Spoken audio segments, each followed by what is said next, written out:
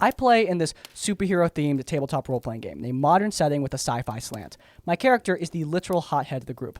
Not only does she have fire powers, but she is also impulsive and tends to be a bit violent. My character serves as a bit of a meta thing. For her, it is in character to say the dumbest and first plan that comes to her mind. Other characters will object, of course, but this opens the discussion and gives a good starting place when strategizing as our characters. Usually, my character will argue with her point until someone comes up with a more viable strategy.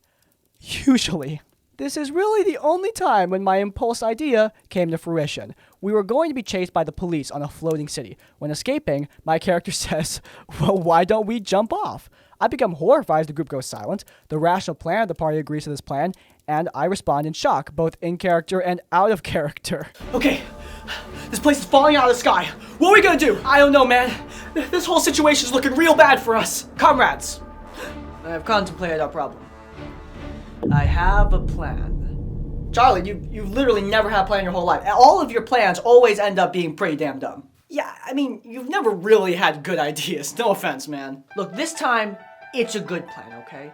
This time, I propose that we, very strategically and very intelligently, jump off the flying island. What? Yeah, we just careen right off it. Wait, are you guys, like, actually considering... Guardian down. Cut to a few minutes later, and almost all of our characters have come up with the means to fly down or be carried down by another member, all except one, whose character is able to regenerate.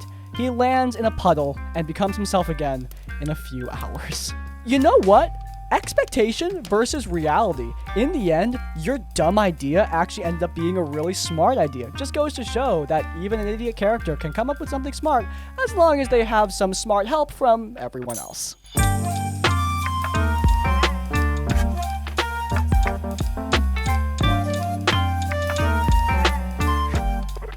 Love your videos and that lip shade. Thank you, by the way. They've been great for me to listen to as I'm packing and unpacking from moving this past month. And boy, do I have a story for a frustrating dungeon master. So the very first D&D group I had was great. We were all the cast members of a big Ren fair, so everyone at the table was hilariously theatric. I was the little baby player at 18 years old, and I've been so nervous playing for the first time with such an experienced group, but everyone was lovely and really patient with me. I even achieved a fantastic climactic moment, completing the hidden lore puzzle to summon the god of the volcano some cultists were squatting in, right at the last second of what would have been a total party kill. Those poor cultists.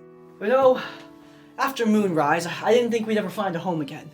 But this horribly treacherous volcano seems like a perfectly great spot for us to settle down. Indeed, at last, we have found a home so I can raise my children in the ways of the cult and human sacrifice. I think we're gonna do good things here. Indeed, my friend. Indeed. A few moments later. Oh my god, I feel like this is just a really extreme response! But then, sadly, the local Ren fair ended, and so the campaign did along with it. The Dungeon Master and half our players left to go back to work on the next Ren fair in the circuit. Of the remaining half, the player who owned the house we went up to play in, let's call him Robert, offered to DM a new campaign. This guy's in his 40s, by the way. I was excited to join, but what followed was a frustrating experience that made me hate Dungeons & Dragons for years to come, until Critical Role came out and brought that love back. I was playing a halfling bard with sticky fingers, because gnomes had been banned from the table, and arcane tricksters hadn't been invented yet, as this was 3.5. The campaign setting was a crossroad of reality, us starting in Faerun and then traveling to a long-ago era of Westeros, and later meeting characters like young King Arthur and some modern-era time traveler character, I don't know who my thieving bard managed to steal an actual gun of. Man, everyone acts tough until the bard pulls out iron. Oh, shit! I was very excited by this, as it was a medieval setting with a halfling who was now packing heat. Back to the point, due to me choosing to play as a smaller race that didn't exist in Western... Dude, Tyrion is like the most famous character! Anyway, yeah, I was disguising myself as a child rather than a dwarf for some reason. Because of this, the other characters and players would treat her as such, and there were many times NPCs would just carry me off without even making a grappling check, kidnapping me and making me unable to play as the party needed to rescue me. And on one such occasion, when my gear had been taken from me, another player, the wizard, found my pack and stole my gun to keep it for himself. I argued, but Robert allowed it because he rolled so high on the deception check against my character. Later, when we met baby King Arthur, I had insisted on staying with the kid to make sure he got home safe. Once he did, instead of Merlin sending me back to the party in thanks, he instead asked me to stay as an apprentice. Robert then went back to the party and continued the game, assuring me that he'll get back to my character soon. I was annoyed I couldn't play again for the rest of the session, but hoped that DM Robert had something cool planned for next week and rolled with it. IRL, Robert had been the person kind enough to give me rides to the D&D night every so often. So the following week, on the way up, we played one-on-one, like, while driving? I attack the ogre. The ogre has a high armor class. I have +5 to hit. You're too far away from the ogre. I move up to the ogre. You don't have enough movement speed. Don't I have a bonus action dash? You have to check your character sheet, which you don't have right. Oh my god! What followed was my character being forced to do basic chores, like a stable boy, and then getting trapped in a giant crystal by Morgan Le Fay when she complained. In real life, we arrived at the house, and everyone, well, they all got to play except for me. I was just there. There was no talk of saving my character, except, as Robert said, he had a plan. Next up, on the drive up, my character was still in the crystal for what seemed like years, as Arthur had gotten older, and he came back to see her and tried to free her, and then, when I was allowed to roll a strength roll to break free, I rolled a nat 20! I was finally free! And then Robert said Morgan Le Fay appeared again and trapped me back in the crystal.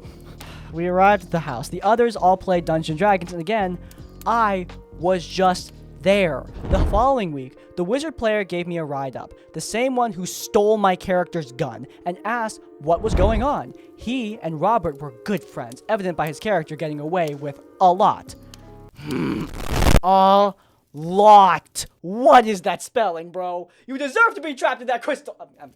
I'm kidding. I told him what's been happening, and he said he talked to Robert before the game. When the game began, this time, Robert started with my character. He told me how the crystal had shattered, and my character was finally free after who knows how long. She wandered the empty castle for a bit, and then suddenly, she was turned into a mouse and chased by a polymorphed cat.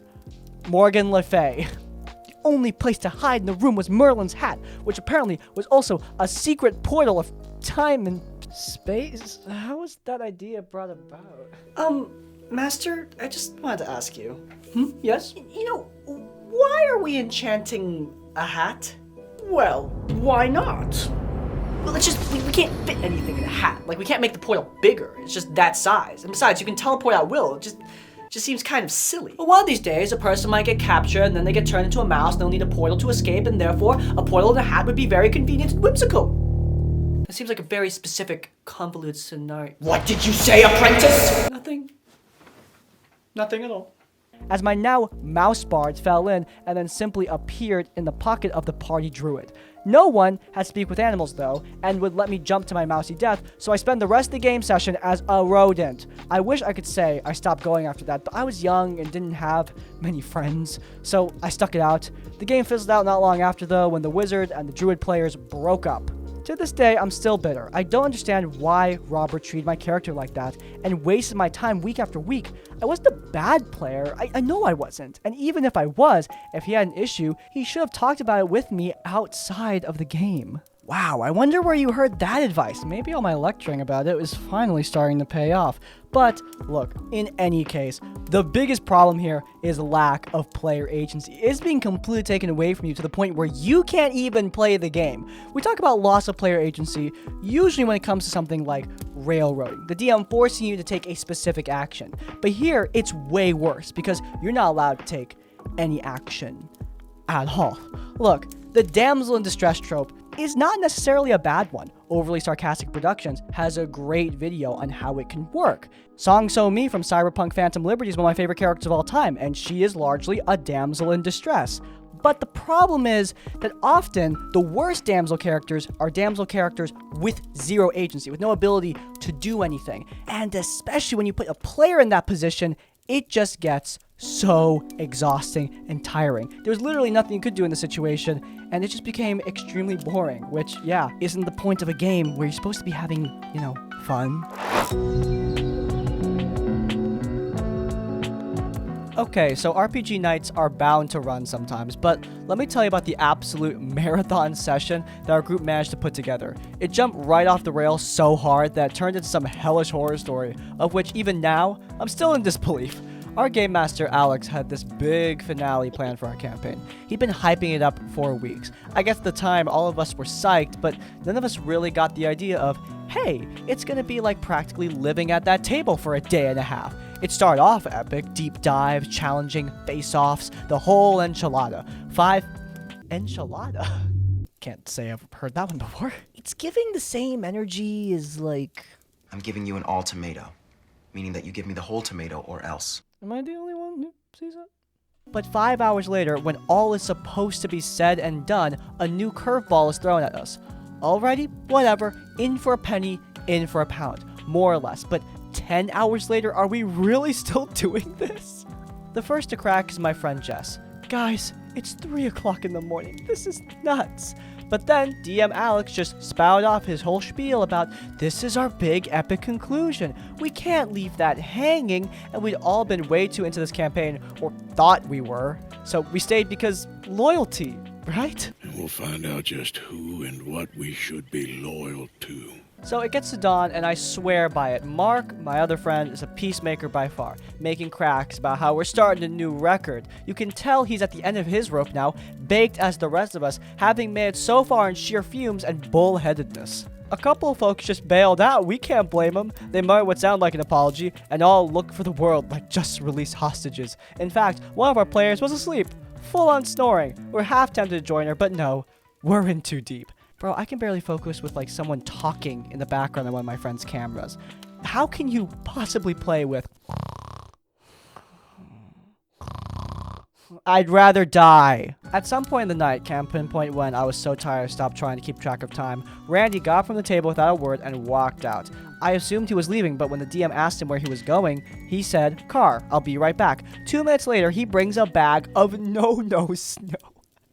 He does a line, just continues with the game. I personally would not touch that with a 10-foot pole, but we all like to rave, so we just give him the slightly disapproving look and move on. Hey, just wanted to check up on you. You know, sale of the good stuff, that's going well for you? Honestly, it's going great. You know, we sold out just this past week. I was wondering, you got a pretty off-brand street corner, all things considered. I mean, there's not a lot of people going down there. You only have like 1 or 2 customers. I mean, how are you selling so much? Yeah, I mean, there's just this one guy. He buys up like almost the entire stock. One guy is buying up the whole stock? How does he even afford it? I don't know. I mean, I'm not complaining though. God, I mean, it's none of our business, but I wonder what that guy's getting into. I don't think we want to know. Indeed, indeed. Meanwhile, Alright, we are in the 15th round of combat. Fighter, you are still paralyzed. There I stand, questioning my life decisions under my breath. Why the hell are we even here? Alex, by that point, having seemed much more manic than passionate, brained on about how we're his best players, and he prepared this thing for us. Then, how he took these efforts to challenge us. It honestly felt more like a guilt trip than an honor. Well, the sun has come up and set, and it's like we just crossed in a bizarro land of gaming where time means nothing. And when you actually defeat the boss, there's no cheering. Mostly it's just kind of too tired to be relieved that it's finally done. We pack up in silence. There's no big celebration. It's more like zombies shuffling out, surprised by how a game could become a test of endurance. With hindsight being what it is, it's now turned to an urban legend in the midst of us, not inordinately because it was the campaign, but especially due to the sheer madness of the push, far beyond any sane boundary. So why did we tough it out? Just sheer stubbornness, a loyalty to whatever the hell, a misplaced sense of duty to see it through? Who knows? Setting limits was a lesson already learned, and that doubled for RPGs, apparently. To all you gamers out there, take heed of the terrible tale of your poor comrade, when an epic game night strays into the territory of... Spill your... What? Bro, are you sure you weren't taking the no snow? What does that even mean? Anyway, it's time to get out of game gear at that point. I mean, do not get like us, paid into a corner by a game where it's entirely ceased to be fun. It's supposed to be a game, not some insane test of your life. Okay, yeah, I have had some long D&D games, but this This is just simply obnoxious. I've actually seen paid D&D games that do go for 24 hours, like marathon games where that is the purpose. But the people who sign up for those games and pay for those games, they know what they're signing up for. They know what they're paying for. They want that kind of experience. And the person running that game is probably a tried and true professional who know what they're doing. Alex ain't that, and this group didn't want this. I mean, they didn't sign up for this in the first place. I mean, you probably shouldn't be snorting that kind of thing at the table, but in this case, I can at least understand why you would do that. 24 hours where you're not expecting it is way too much. This game is supposed to be fun, for crying out loud, and doing this is just going to make it exhausting in a way that it really doesn't have to be. Just split the dang session. It's not a big deal, man.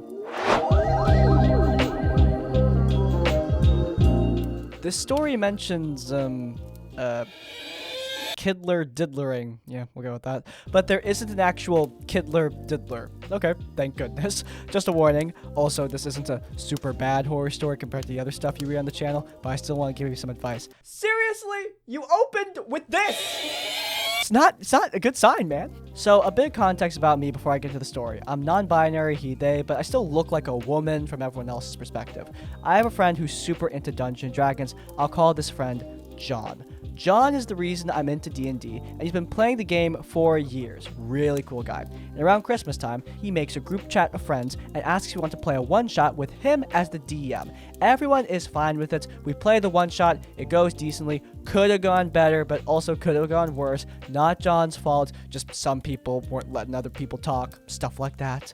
One of the players during this one-shot was an adult. Might seem weird that an adult is playing with a bunch of 14 to 16-year-olds, but this player is John's older brother. I'll call the brother Ben. Ben, guy's pretty chill. I've hung around him, but he's never been weird to me. After the one-shot, John asks if we want to play a full campaign instead of another one-shot. Everyone agrees, but one change is made. John gives the role of the Dungeon Master to Ben. Now, since Ben's the Dungeon Master, players sometimes have to message him privately about stuff like backstory, which includes me.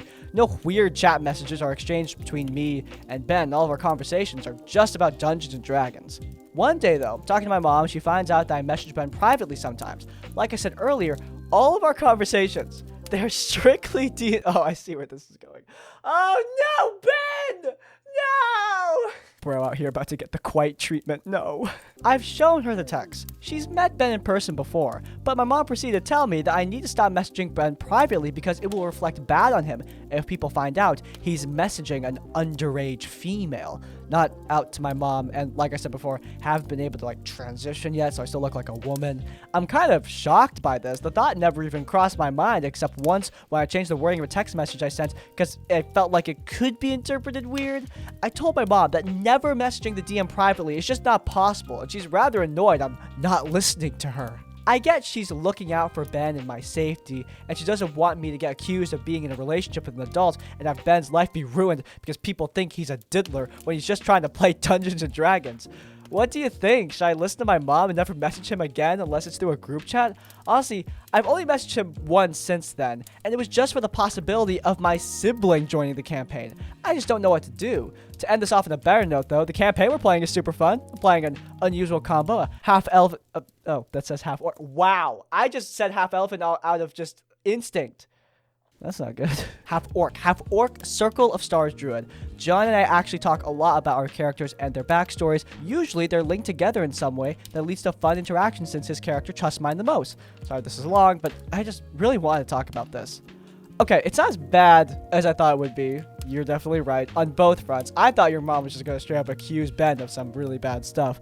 Past experiences in my own life may color my perspective, but I do really understand your mother's concern. However, concern should not override reason to this degree. Ben is not some random stranger over the internet. Ben is a family friend, the brother of a friend even. And you guys are sharing perfectly normal messages about a hobby. If there are nothing concerning in those messages, there should be nothing to be concerned about.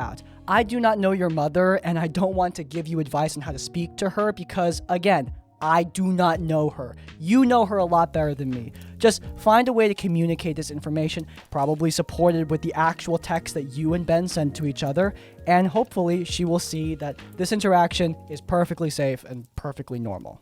All right, that's a wrap. If you guys enjoyed them, please do leave a like. If you want to see more of our content, then you can check out our Q and Play series. I forgot to do the Q and Play this month, but I will do it next week. It's linked in the cards. And while you're there, subscribe to Crispy's Tavern to get more of our content as it comes out. And finally, if you want to leave your own stories or thoughts, go down in the comments down below. If you can't think of a comment, leave the comment trapped to let me know you made it to the end of the video. Hey, by the way, if you have your own horror stories, you can send them directly to us. There's an email down in the description down below. Send your stories our way for a chance to be featured in one of these videos. But hey, even if you don't have any stories, in essence, like, comment, subscribe. I will go back to having a parasocial meltdown over the Shane and Courtney wedding photos, and I will see you all next time.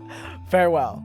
Okay, guys, I know, I can see you're getting bored, okay? Don't worry. We only have, like, 8 hours left in the session, alright? It's going to be over soon. I pinky promise, okay? This is such a good story, alright? You understand that, we really